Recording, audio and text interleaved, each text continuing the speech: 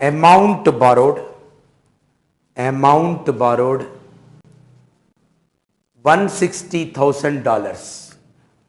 Amount borrowed $160,000.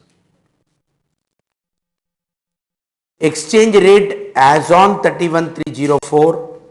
Exchange rate as on 31/3/2004. How much? 22.05 per dollar. Now, equivalent rupee value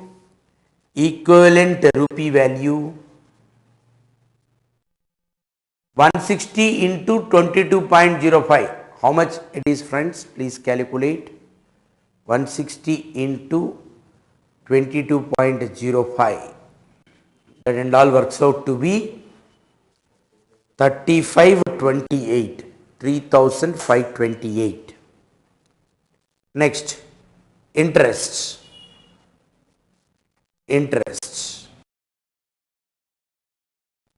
Interest rate, first of all. Interest rate 18%. Then, period for which the interest is to be capitalized. Period for which the interest is to be capitalized. Up to 31/3/04. Up to 31/3/04. That is 3,528 into 18%. 3,528 into 18%. That and all makes it to what? Into 11/12. Into 11/12. That and all works out to be 582.12. 582.12. Friends, what is that 11 months concept? When he borrowed on 1503 and you are preparing the accounts up to what date? You are preparing the accounts up to your 31/3/04. So how many months? From May to next March, 11 months. Although the asset, when it is ready to put to use, in the given problem, if you look at 31st of which year? 31st May of 2004. So, as on 31/3/2004, still it is not yet ready to put to use. And if we are preparing the asset account up to what date? Only 31/3/2004. So, happily this 11 months interest could be well capitalized. Interest from which period? From the date of your borrowal. What is the date of borrowal? In the problem you just see and tell me.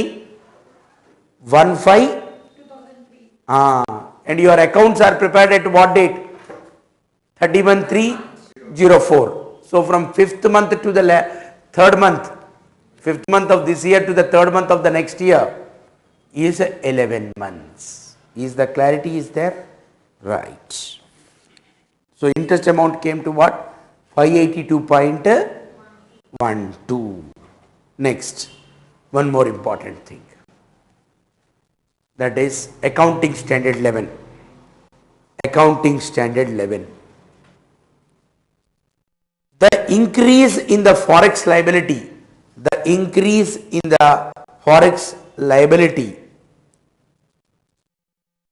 due to exchange differences,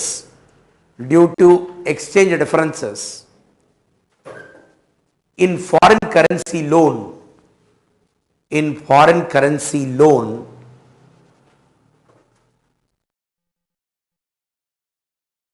deferred credit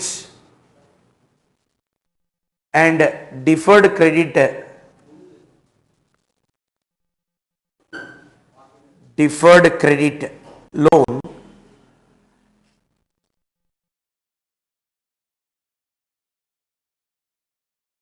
foreign currency loan and deferred credit from the seller has not been capitalized.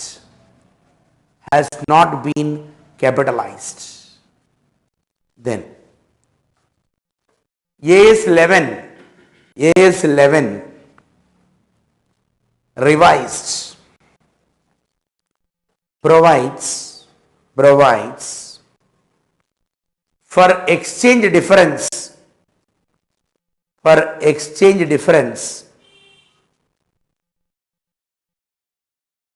in respect of unpaid forex liability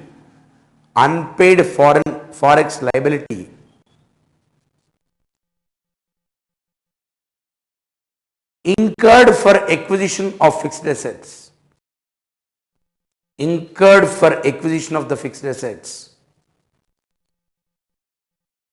to be recognized in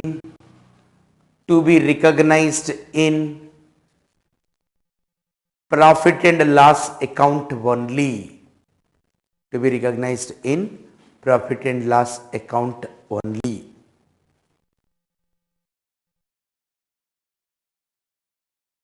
However, as A Limited is a company,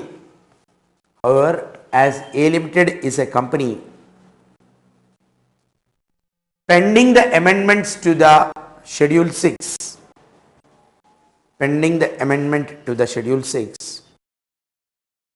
exchange difference is to be capitalized.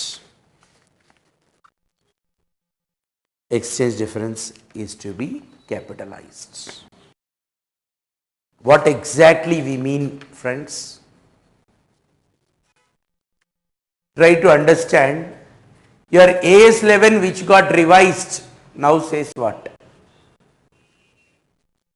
Any exchange loss due to exchange fluctuation, consequent increase in the loan liability should be capitalized only on payment basis, not on accrual. It is to be charged off against the P&L only.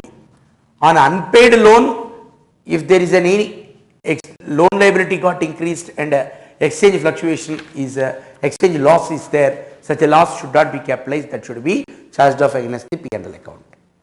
But one thing try to understand, when there is a conflict between your Companies Act and accounting standard, which will prevail? Companies Act Schedule 6 only will prevail. So, since amendment is not so far made in the Schedule 6, to this extent, we are continuing with the same old principle. What is the old principle? That any exchange loss consequent to the increase in the loan liability taken in foreign currency need to be capitalized is the point. Accordingly, right, ascertainment of cost of machinery.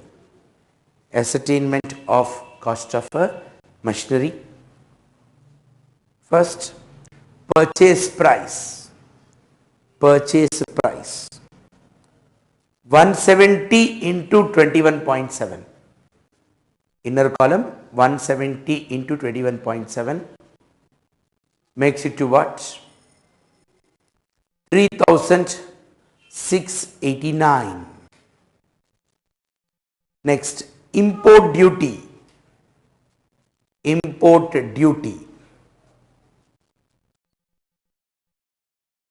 How much it is? 200. Import duty 175. Then transportation charges 200.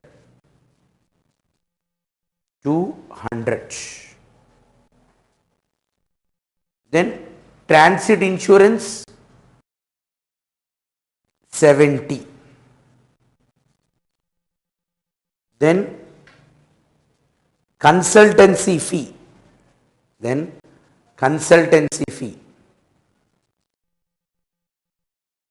Inner column, what is it? How much is the consultancy fees? 5,000 into 21.7. That and all makes it to 108.5. 108.5. In purchase price also, friends, what is it? 170,000 into 21.7, expressed in thousands, it is 3689. Right. Then borrowing cost up to the date the asset is ready to use. Borrowing cost up to the date the asset is ready to use. Already you have made the working notes. So 582.12. 582.12. Hence total cost of machinery. Total cost of machinery. How much it is? Make an addition. Take the calculator. 3,689 plus 175 plus 200 plus 70 plus 108.5 plus 582.12 makes it to 4,824.62. Of course, I am doing the problem in lines with the AS 11 revise, which AS 11 revise says that exchange loss consequent to the exchange fluctuation on loan liability cannot be capitalized and it should be charged off against the P&L account. Then problem number 3. Problem number 3. Look at the problem number 3. The original cost of the machine shown in the books of M Limited as on 1st January 2002 is 180 lakhs, which they revalued upward by 20% during 2002. In the year 2004, it appears that 5% downward revaluation should be made to arrive at the true value of the asset. In the changed economic conditions and industry conditions, then they charge 15% depreciation on written down value of the asset. Show the value of the asset at which it should appear in the balance sheet dated 31st December 2004 and show the revaluation reserve account. AS6 now we are revising, making a revision of the point we have. When we studied accounting standard 6, what we discussed, like in accounting standard 6, depreciation in case of revaluation. There are two types of revaluation. Revaluation of useful life of the asset, revaluation of the value of the assets. There what I explained. In any case, the revalued amount must be amortized over the remaining useful life. This is what the principle we have in the accounting standard 6. As per accounting standard 6, how to provide the depreciation on the revalued asset? The unamortized portion must be amortized over the remaining useful life. As far as your other standard, AS10, whenever there is a revaluation of the assets, how to account for such revaluations? If it is a first time revaluation, increase must be credited to the revaluation reserve, decrease must be debited to the P&L account. But any further revaluations, what we said, after the first revaluation, any further revaluation, how you need to go about? That is, if the same trend as that of the first revaluation continues, that is first time increase, second time also increase, so give a further credit to the revaluation reserve. First time decrease, second time also decrease, give a further debit to the P&L. Problem comes when first time increase, next time decrease, or first time decrease, next time increase. First time increase, to that extent of increase you created the same to the revaluation reserve. Second time decrease, to the extent you have the revaluation reserve, this decrease should be debited to the revaluation reserve and not to the P&L account. Similarly, first time decrease, second time increase. First time you debited the same to the P&L. So subsequent increase you credit not to the revaluation reserve but to the P&L account. Of course, second time increase is much more than the first time decrease. Such excess increase you credit the same to the revaluation reserve. Of course, in the given problem we have first time increase, second time decrease. So, to the extent of the first time decrease, second time decrease must be what you call debited to the revaluation reserve only. These principles please write down. As per accounting standard 10, as per accounting standard 10, whenever asset gets revalued, whenever asset got revalued,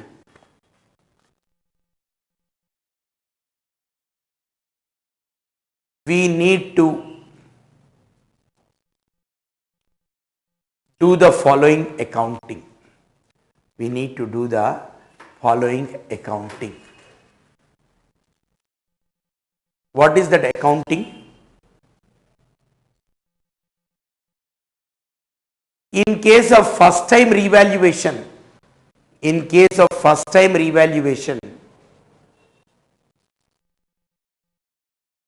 any increase in the value, need to be credited to the revaluation reserve.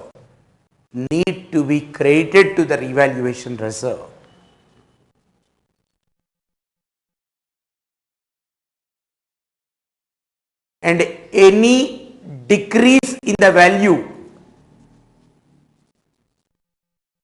need to be debited to the profit and loss account.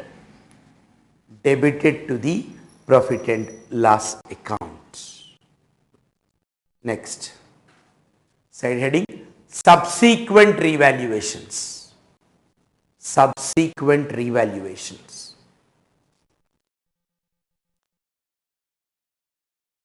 In case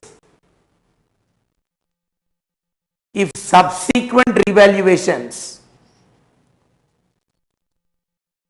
show the same trend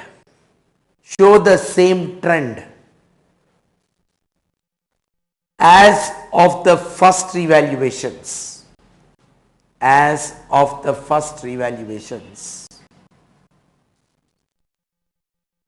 then the same treatment as above is to be given.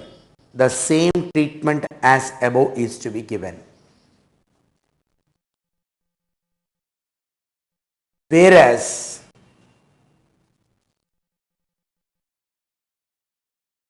if subsequent revaluation shows a reverse trend,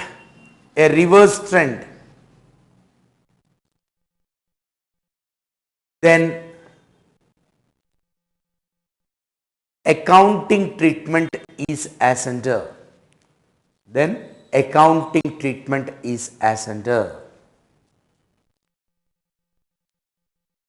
That is situation 1.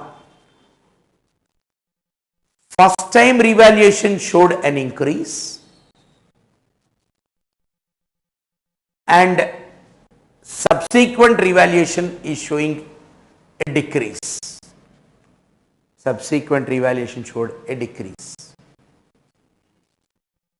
Then, to the extent of present decrease,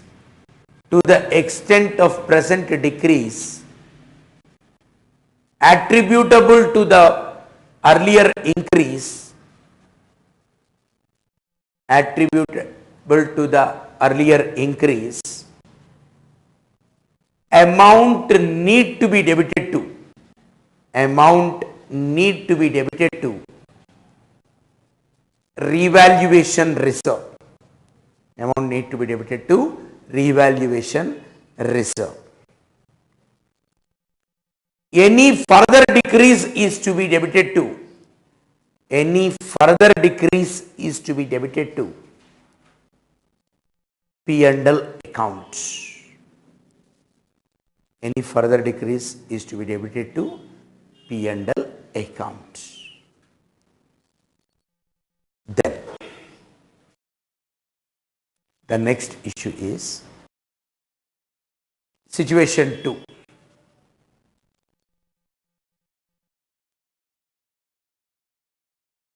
If there is a decrease in the first revaluation and an increase in the subsequent revaluation, and an increase in the subsequent revaluation, then to the extent of,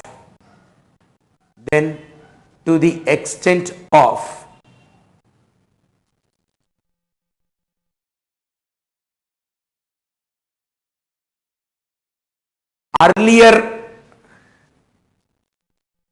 decrease, the subsequent increase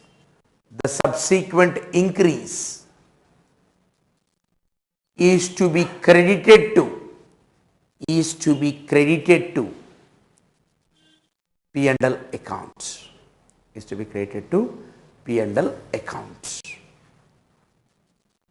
Then any further increase is to be credited to revaluation reserve.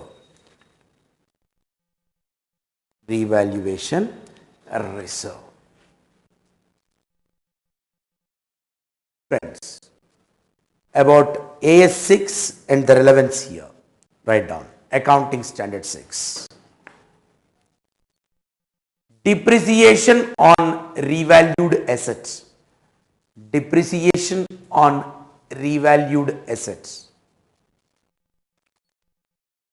How do you go about depreciation on revalued assets? What is the principle laid down by AS 6? Remaining unamortized amount. Write down. Remaining unamortized amount is to be amortized over remaining useful life.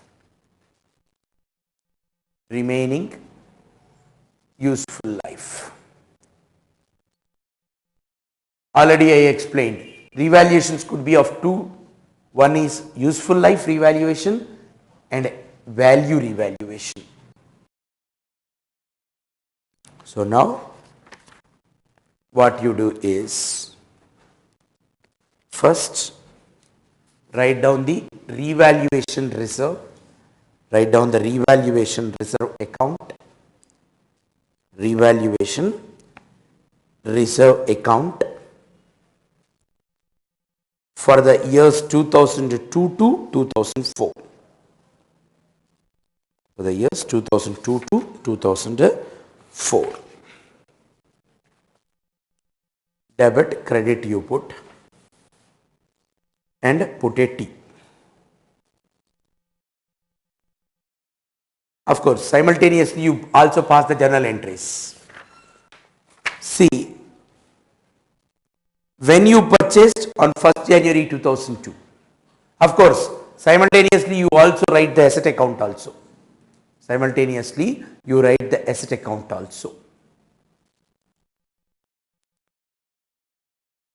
Now, keep journal entries.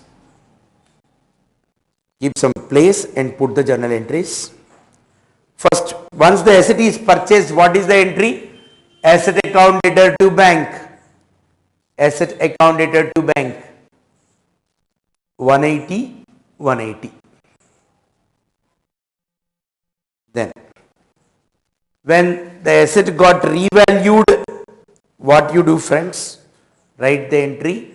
Asset account debtor to revaluation. Asset account debtor to revaluation reserve. 36, 36. How come 36, 36? Postings and all you carry later, slightly later, but entries and all you be perfect. What is it, friends? 180 into 20% makes it to what? 36, 36. So now in the asset account you just make it 2 bank 180 lakhs in the asset account, 2 bank 180 lakhs, 2 revaluation reserve. What is it? 36. Put together is what? 216. On that you calculate the depreciation at 15%. Write the entry for depreciation. Depreciation account debtor to asset account. What is 15% of 216? 32.4. You write the depreciation even in the asset account. You write the depreciation even in the asset account by depreciation. How much? 32.4. By balance. In the asset account by balance, what is it? 183.6. 183.6.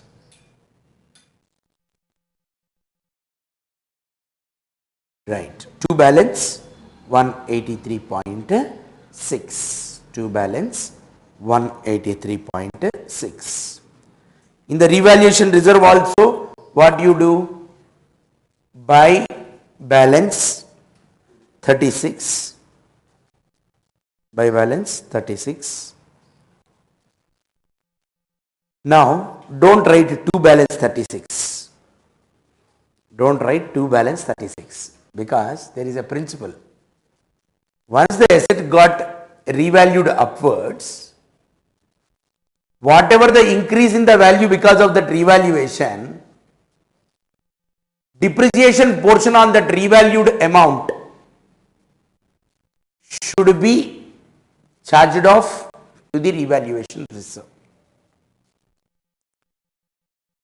So, what is the revalued amount, you please tell me? 36. On that 20% means what? 15% means what? 5.4. Write a small note and then put the things. Note. Depreciation on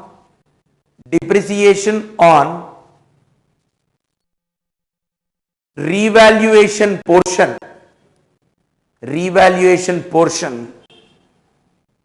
to that extent, to that extent, amount of revaluation reserve need to be transferred to profit and loss account. Needs to be transferred to profit and loss account. So how the entries are coming? First, you close the depreciation. What is the entry you wrote? P&L account debtor to depreciation. Write down the entry. P&L account debtor to depreciation. 32.4, 32.4. And depreciation portion on the revalued amount must be brought from revaluation reserve to where? Profit and loss account. Write the entry. Revaluation reserve account debtor to profit and loss account. Revaluation reserve account debtor to profit and loss account. How much it is? 5.4, 5.4. Inner column you write 32.4, 36 into 15%. 36 into 15% this is. So now you make the posting in the revaluation reserve account. Make the posting in the revaluation reserve account. Revaluation reserve account dated to P&L. Revaluation reserve account dated to P&L. How much? 5.4. Now the balance in the revaluation reserve is what? To balance 30.6. To balance 30.6. In the asset, what is the balance, madam? 183.6. Now start with the second year story. That is a 2003 story. That is, write the entry. Depreciation account debtor to asset account. On 183.6, 15% is what? Of 183.6, 15% is what? 27.54. So 27.54, 27.54. Then you make the posting in the asset account by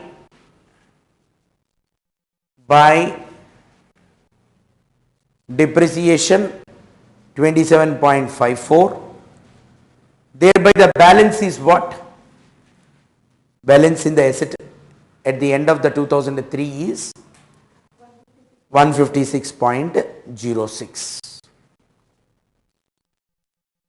But what is most important, friends?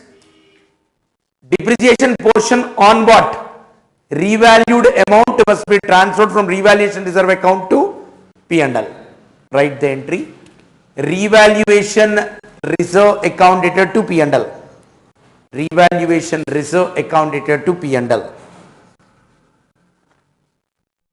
What is it? Inner column you write 30.6 into 15%. 30.6 into 15%. How much it works out to be?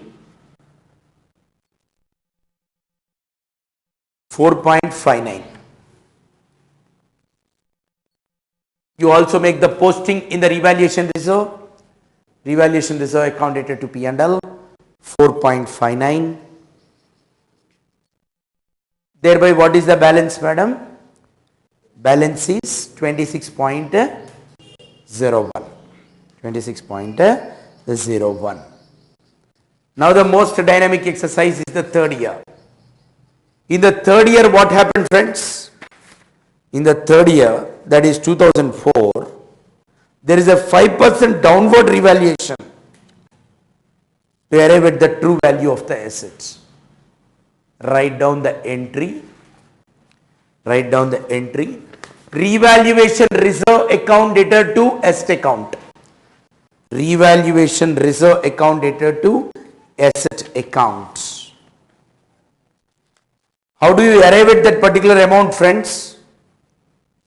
How do you arrive at that particular amount, friends? What is the written down value as on 1/1/2004? Written down value of the assets. उसके ऊपर 5% डाल दो. 156.06 के ऊपर 5% डाल दो.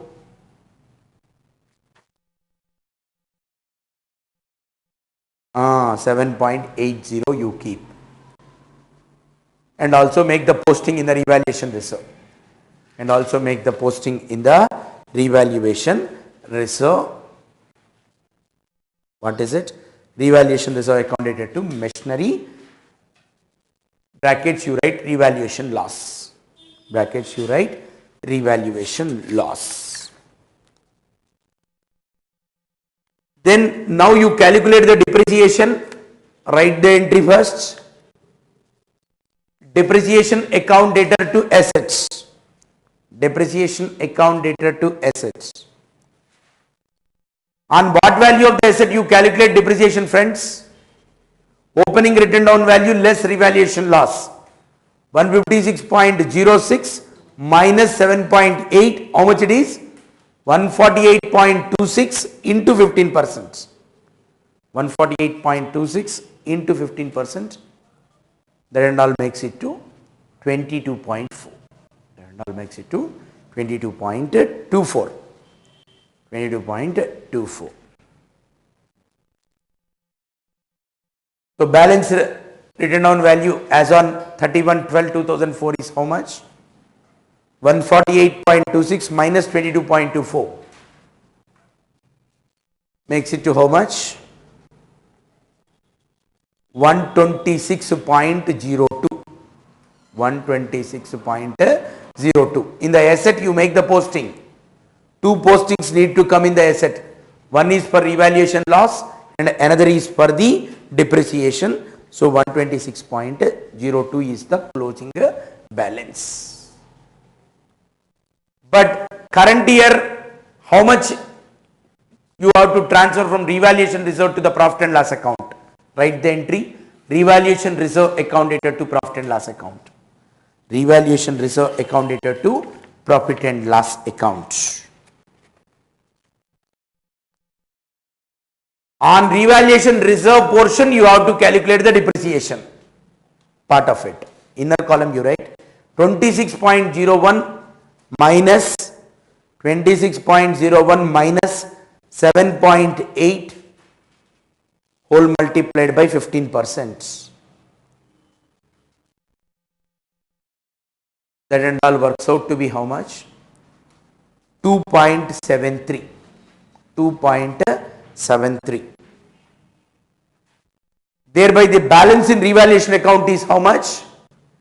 26.01 minus 7.8 minus 2.73 makes it to 15.48 is the point. 15.48 is the point. So successfully we completed the first three problems in the valuation of assets.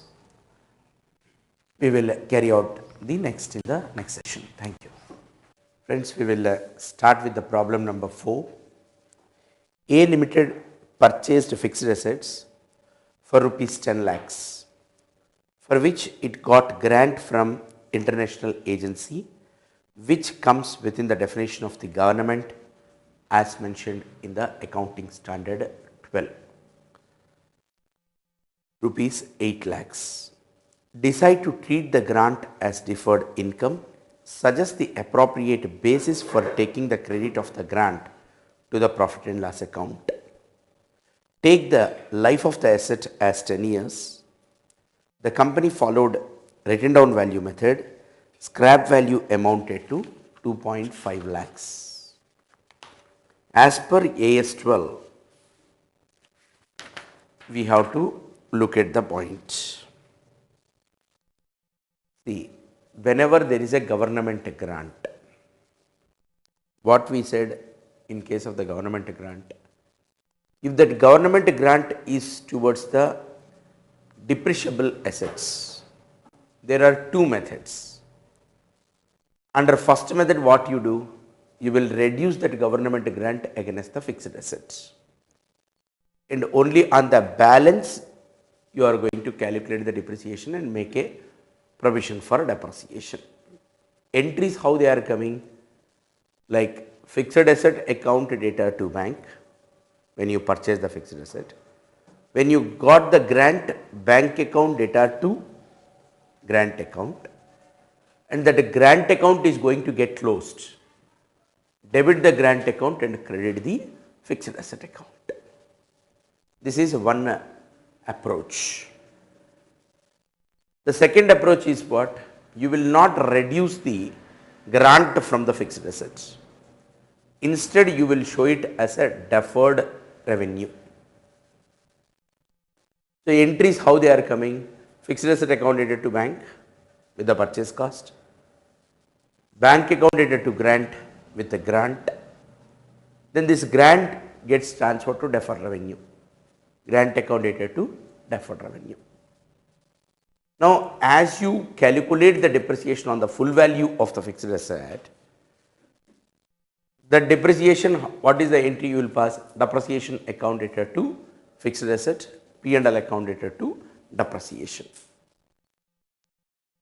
Then whatever the depreciation on the grant, whatever the depreciation on the grant part, you will make a separate calculation, and equivalent amount of depreciation on grant part will be transferred from deferred revenue to the profit and loss account by writing the entry deferred revenue account data to profit and loss account. This is what the treatment that is suggested for the government grants. Write down this. Government grant in respect of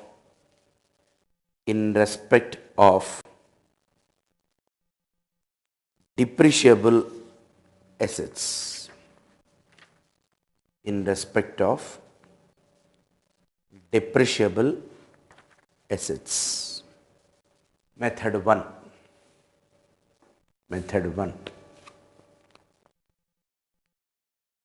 Under this method,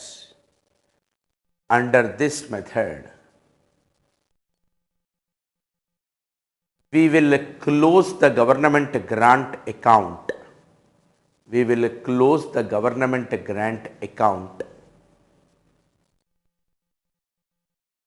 Against fixed asset account.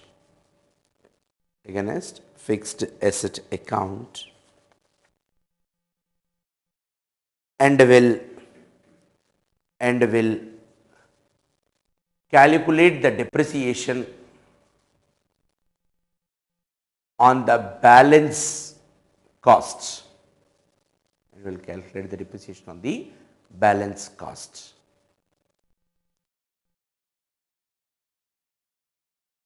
Journal entries.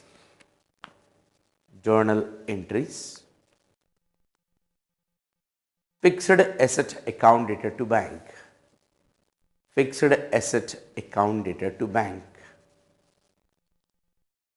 the fixed asset purchased.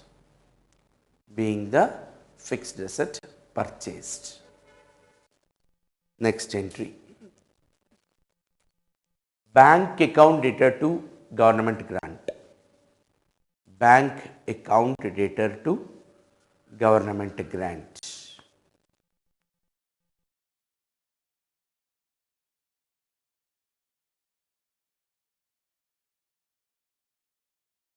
Being the government grant received.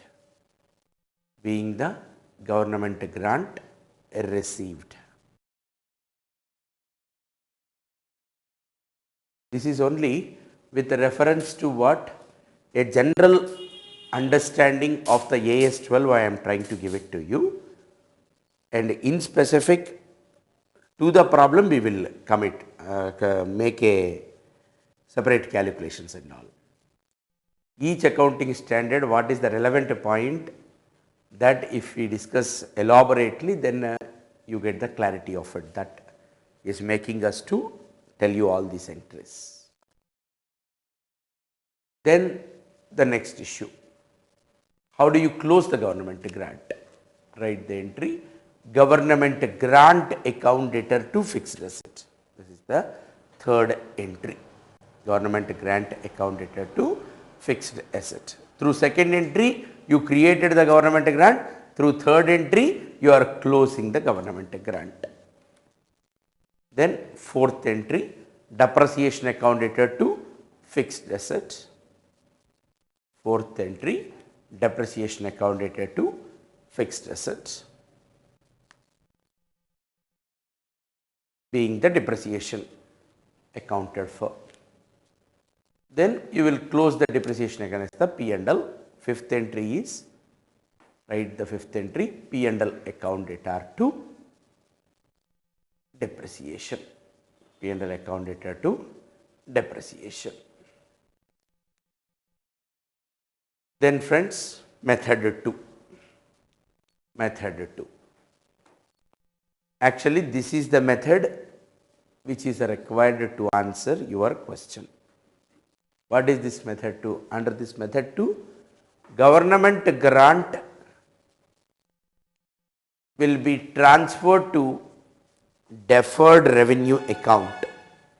Will be transferred to deferred revenue account,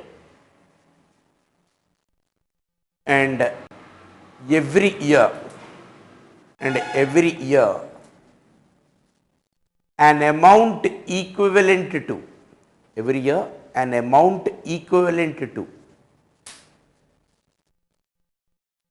depreciation on government grant portion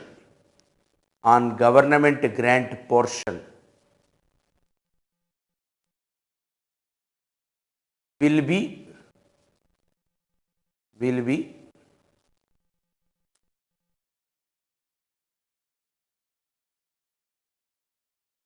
transferred from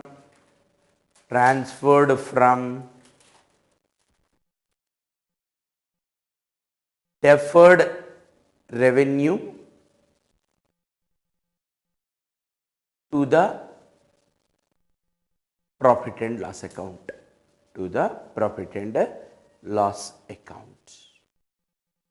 How the entries are coming? Write down the entries. Fixed asset account dated to bank. Fixed asset account dated to bank. And then the next entry is bank account dated to government grant. This is for the grant received. Then third entry is government grant account dated to deferred revenue account. Government grant account dated to deferred revenue account.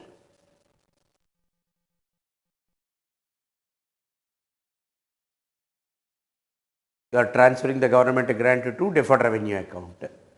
So this method differs from previous method in what way? In previous method, government grant got closed against the fixed asset account, whereas now you transfer the same to the deferred revenue account. Next entry. Depreciation account dated to fixed assets. Depreciation account dated to fixed assets. This is the depreciation on the full value of the assets. Then fifth entry, P&L account dated to depreciation. P&L account dated to depreciation.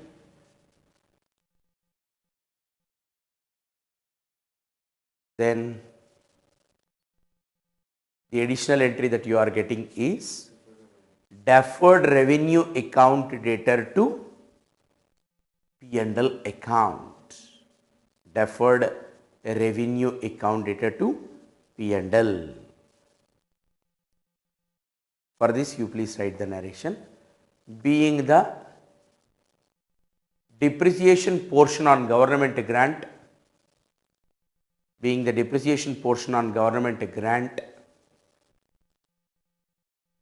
transferred from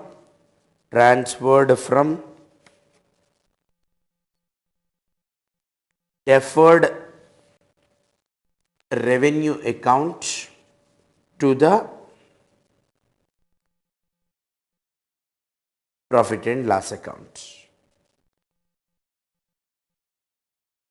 Now friends, looking at the problem number 4, what is it? Is it the rate of depreciation given in the problem? Rate of depreciation is not given. Method of depreciation, is it given? Yes. What is the method of depreciation? Is the written down value. Is the scrap value, that is the residual value, is it given? Very much it is given as 2.5 lakhs. Here what is the story? Total purchase cost is how much? 10 lakhs. Out of that 10 lakhs, how much government gave the grant? 8 lakhs. And what is the scrap value you have? 2.5 lakhs. Now our point is, we have to calculate number 1, rate of depreciation. Number 2, what you need to calculate is, every year from the government grant, how much you are going to transfer the same to the P&L. Of course, that and all will be what? In proportion to the depreciation. That is total depreciation and current year depreciation. Two things you have to consider. Current year depreciation as a percentage of total depreciation, what is the percentage? That much percentage of the government grant will go from the deferred revenue to the P&L. Write down. In the given problem,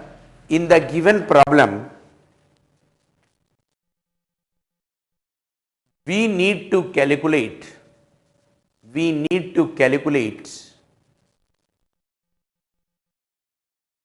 A, rate of depreciation,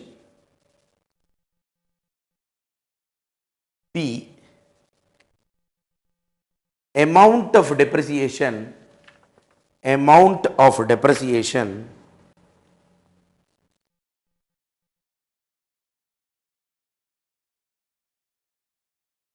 on the government grant to be transferred to P&L accounts from deferred revenue account.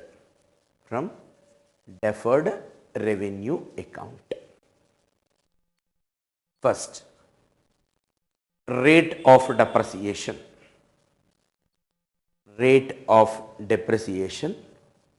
Under written down value methods.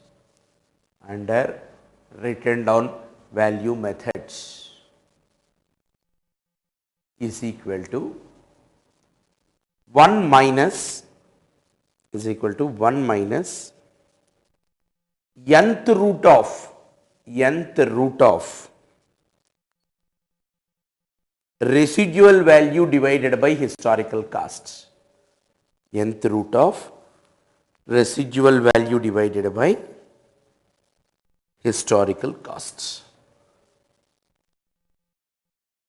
That is 1 minus n means what? Number of years of useful life. So 1 minus 10th root of square root. 10th root of what is the residual value? 2.5 divided by 10. 2.5 divided by 10. That is nothing but 1 minus 2.5 divided by 10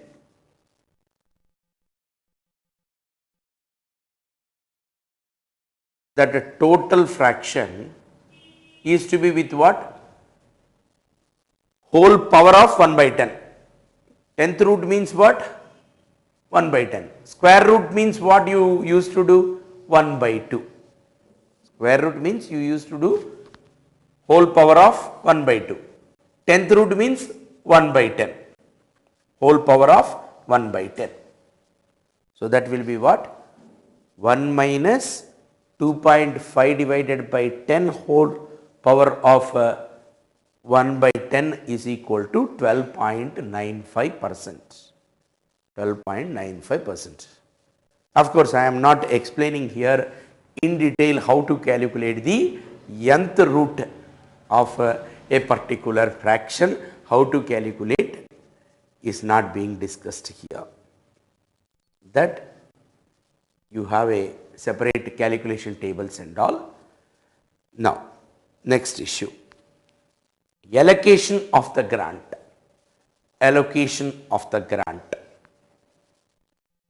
Is equal to amount of the grant into depreciation for the year divided by total depreciation.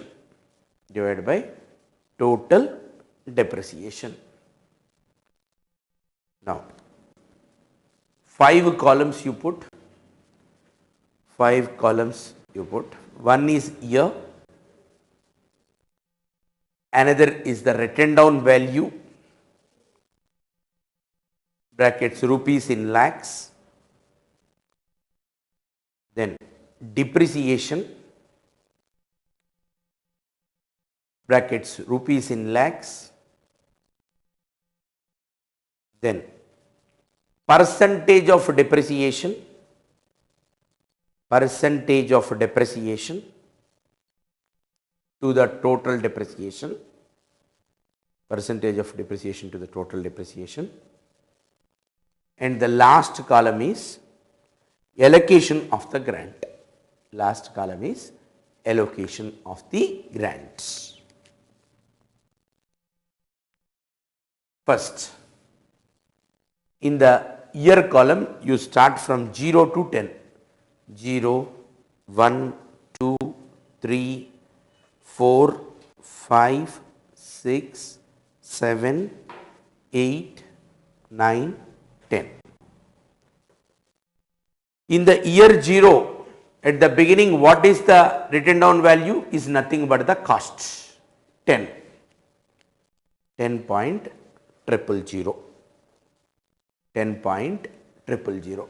Because all the fractions which we get, we will round it off to the 3 decimals. 10. Next.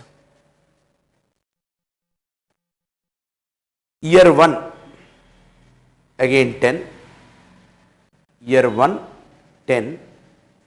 And on that 10, you calculate the depreciation at 12.95%. On that 10, you calculate 12.95%. It works out to be how much? 1.295. 1.295. From 10, you reduce 1.295. What is the written down value for the second year beginning? What is the written down value at the second year beginning? 10 minus 1.295 is 8.705. 8.705. And then on that 8.705, you calculate at a 12.95%. At a 12.95%. What you get is a 1.127. What you get is the 1.127. Then that 1.127 you reduce from 8.705. 8.705. What you get?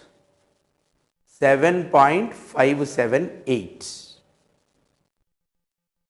Again on 7.578 you calculate 12.95%.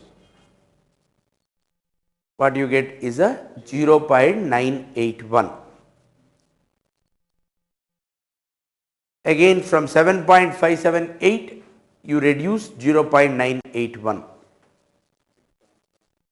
6.596. On that 6.596 you calculate at 12.95%. 0.854. Again you reduce from 6.596, 0.854. What you get is a 5.742. 5.742. Again on 5.742 you need to calculate at a 12.95%. 0.744 you consider.